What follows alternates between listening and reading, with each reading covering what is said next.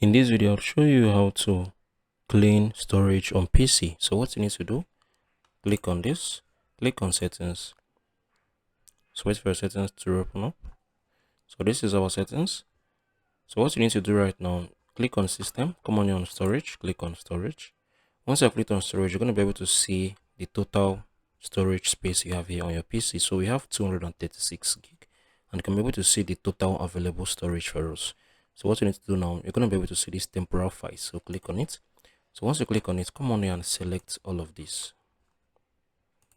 So select all of them, select all of them. Once you are done selecting all of them, click on remove files. You're going to be able to remove 7.4 gig storage cake space. So go back as well. Once you're done with this, you're going to be able to see clean up recommendations. So click on it. So you can come on here and clean up 1.5 gig as well. So if you've done this video before, make sure you like and subscribe.